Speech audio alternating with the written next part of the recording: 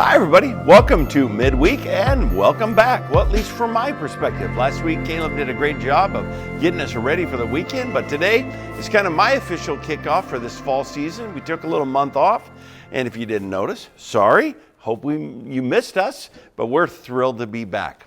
What happens in these midweeks? A couple things. Number one is that we just have an opportunity to highlight events. Sometimes we'll tell you, like today, about the next series coming up or different things that you can pray for. We always like to highlight certain things. We also like to continue to tell the story of what God is doing. Not in particular just, indirectly what God's doing, but what God's doing to help us be a church for the city that reaches the world for Christ. So we often will try and tie into things that God has done and celebrations of retreats or upcoming events. And so we want to celebrate events, celebrate what God is doing, and generally speaking, just celebrate the things that God is doing in our body. So we'll continue to do those things. I went back and looked at how long we've been doing this. It actually started, if you remember, in 2020. Yes, that was back in the COVID era. I went back and looked at the manuscript of our very first one. To be quite honest with you, I'm glad we're not living those days again. So it's time to press on. Today, by the way, is 9/11. I don't know when you're going to see this, but today it's Wednesday. And I'm mindful, as you are, that this is a day in our country that's really a day of mourning. And I was thinking about it. When we remember, there's really beginning to kind of two paths that people can take.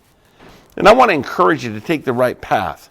Sometimes in days like this, you remember, and it can actually grow anger. You can remember about 9/11 and the tragic loss of thousands of lives. Families who have had their lives just completely reshaped. Carrie and I, for the first time, got to go witness the memorial area and began to just look at the stories of people's lives. When you remember that, on this day, you can begin to get a hardening of a heart or maybe even make it harder, or you can remember, as the scripture says, with mourning. The scripture talks about rejoice with those who rejoice and mourn with those who mourn. But sometimes mourning can lead you to anger and disappointment, despondency. So I want to encourage you today to remember and maybe even pray for those families that today is just a heavy day, really heavy day. It's a day they miss mom. It's a day they miss dad. It's a day they miss their spouse. It's a day they miss their child. I know it's a larger day for us in terms of, it's a memorial day of 9/11. But for some families, it's just a day personally where they hurt over the loss of their family. When you remember to mourn, to grieve, and to give thanks to God that that person lived, that's a good thing. When you remember that it moves you towards fear, distrust, division, and hatred, that's not a good thing. Let's remember to mourn with those today who mourn. Last weekend, we had a ministry fair. I hope you loved it as much as I did. I thought it was spectacular. I loved all of the different ministries that have recently been launched. Of all the things that I liked the most, I liked that we took time for each other. I did. Saturday night, we didn't get out of here till way late. Why? Because people just talked. They enjoyed each other. And I realized out of this weekend that one of the most important gifts that we can give to each other is simply the statement, I see you. I call it my Hagar principle. Remember when she had that moment with God at the well and she named God? It's the only time in the Bible that I know of that a person names God, and she called him the God who sees and understands. He saw her. And you know what? That's what I saw about this weekend that I think for me made it so special. People took time to have conversation. People took time to enjoy new ministries. They listened. They saw each other. We weren't, how are you doing? Good. See ya. Go to church. Boom. Go to community. We just took time. And so I think it was an unbelievable time. Yeah, a lot of volunteers. Yes, you probably got plugged into some areas, and that's fantastic. But what we really did is we just took time to say, I see you, and I want to have time for you. and I want to have a conversation with you. Those aren't easy for me.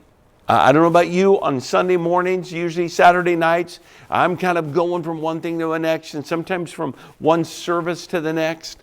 And so me not preaching this weekend, I just came and hung out with people, and oh my goodness, what a gift. So thanks for those who participated, for those who had booths, for those who had conversations, but thanks most of all for you, for just taking time, listening, interacting, saying to a person by your presence, I see you and you matter to me. That's what makes this body, to me, so amazing. And this weekend, a real delight. It's fall.